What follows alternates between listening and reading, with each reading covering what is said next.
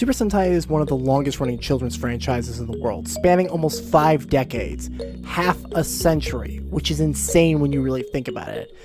And if you're one of the 2 people on Earth that doesn't know this, its 16th installment, 1992's Himitsu Sentai Goranger, was the basis for the first 3 seasons of Mighty Morphin Power Rangers, a franchise that helped introduce almost 3 generations of weebs over the last 28 years into the beautiful genre that is tokusatsu. Here on Scarlet Geek Corner, we're going to be taking a look at the first episode that started it all, Himitsu Sentai Goranger, Episode 1, The Crimson Sun, The Invincible Gorangers. Now, before we dive right into the episode, I want to take a brief, and I preface brief, history on the man who is often cited with Super Sentai's inception, a Mr. Shotaro Ishinomori. Shotaro Ishinomori was born on January 25, 1938, in the city of Tomashi of the Miyagi Prefecture of Japan. He was born originally under the surname of Onodera and also went by Shotaro Ishimori, until he later changed it formally to Ishinomori in 1986. Ishinomori was a prolific manga artist who got his start when he submitted his first official piece, Nikkyu Tenchi, to the magazine Manga Shonen during a contest where they were running in 1954 to draw on some new talent. The piece Ishinomori submitted managed to catch the eye of famed god of manga Osamu Tezuka, the creator of Kimba the White Lion and Mighty Atom, or what we know here in the West as Astro Boy. Tezuka brought on Ishinomori as an assistant for Mighty Atom, and it was the start of his first steps into the manga publishing industry. In 1963, Ishinomori created the now legendary Cyborg 009, the first official superpowered team comic in Japan. Now, of course, we cannot talk about Ishinomori without his great contribution to the tokusatsu genre with Toei's 1971 series Kamen Rider, which kicked off the Henshin hero boom of the 70s. Not only that, but the man was brimming with ideas as he created several more hero dramas over the course of the next few years. One of them, of course, being Himitsu Sentai Goranger, the first official Sentai series. Goranger began its run on Saturday, April 5th, 1975, and aired every Saturday night at 7:30 p.m. Japan Standard Time, and it ran until March 26, 1977, for a total of 84 episodes, being the longest in Sentai history. The very first episode begins with an attack by the terrorist organization, the Black Cross Army, on the worldwide organization EAGLE, which is an acronym for the Earth Guard League. Each of the 5 branches of the Japanese division are attacked with almost all members being killed. Each one of those attacks led by 5 command operatives from Black Cross in specialized masks. However, one member from each of the decimated branches manages to survive. Those members being Tsuyoshi Kaijo of the Kanto branch, age 24, trained in strategic combat planning. His older brother was also the superior officer that was brutally killed by Golden Mask. Akira Shinmei of the Tohoku branch, age 26, an instructor of marksmanship, a skilled archer, and quite the adept pilot. Daita Oiwa of the Kyushu branch, age 23, an engineering recruit and skilled judo champion. Peggy Matsuyama of the Hokkaido branch, age 18, a chemist and weapons engineer, her specialty being primarily in explosives. And Kenji Asuka of the Kansai branch, the youngest of the Gorangers at age 17, who really is only alive because his hobby entailed feeding the pigeons on the roof, so he wasn't euthanized like the rest of his division when poison gas mask attacked. Afterwards, the Black Cross Army celebrates their surprise attack, which effectively cripples Eagle's Japanese branch. Look, I know.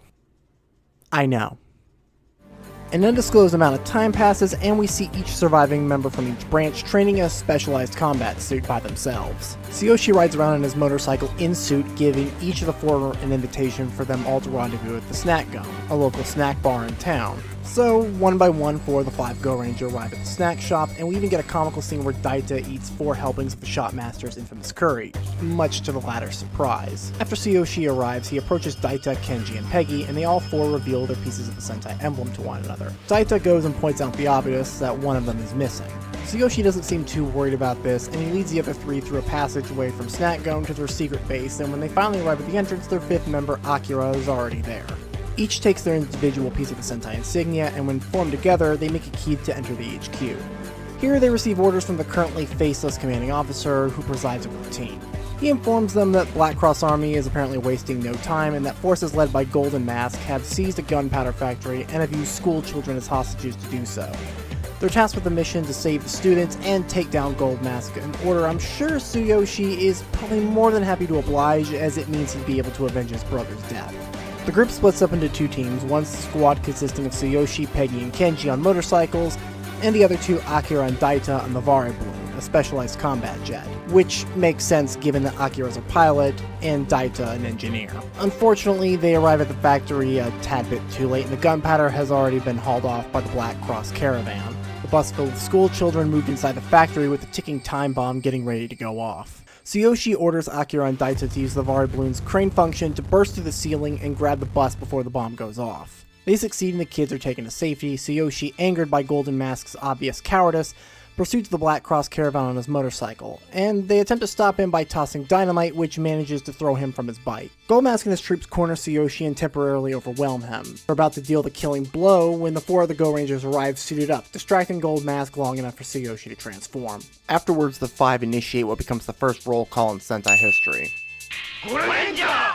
I will say that the first fight is in glorious 70s Toku cheese, and I love every moment of it. After the 5 easily take down all the mooks, they spot Gold Mask attempting to flee. Tsuyoshi then gives the order for their finisher, the Go Ranger Storm, which involves Momo pulling out an explosive ball. They all take turns hitting it until it gets to Aka Ranger, who kicks it, delivering the finishing blow, killing Gold Mask in an epic explosion. Sometime after, we cut back to Black Cross HQ, where Black Cross Fury is livid, and he vows to show the Go Rangers what happens when you cross them. The 4 remaining generals, all toadies by the way, all vow that they themselves will be the ones to take out the Go Rangers. And in typical Ishinomori fashion, the episode closes out with the Go Rangers riding their motorcycles to the narrator commenting on how their fight against Black Cross has only just begun. Go Ranger's first episode, as simplistic and cheesy as it might be, does a good job setting up the status quo for the series. We're shown right from the beginning the threat Black Cross poses, as they've effectively crippled the Japanese division of Eagle. We have our 5 survivors who are reassigned to a secret task force created for the sole purpose of taking down the terrorist threat. It's simple and to the point, something you'd expect from 1970s Toku. Personally, I'd say it's definitely worth a watch, even if you're not intending to watch all 98 episodes. So, if you have an interest in old school Toku, or you're a PR fan who just wants to see where the source material for your favorite childhood show began, at least give this first episode a look. Who knows? You might even like it. Hey, what is up everybody? Hope you enjoyed the video. If you did, let's get the conversation rolling and start dropping those comments in the comment section thingy below. Also, please proceed to drop me a like. It would greatly be appreciated. And hit that subscribe button, as I do have more content coming in the future. And hit that bell icon for notifications, because YouTube's got a nasty habit of, doing what they do. Also, you can follow me on the social media handles I've got listed right here. And, oh, what is that? Is that a Twitch channel? My name is Tanner, this is Scarlet, Geek Corner, and I will see you guys next time.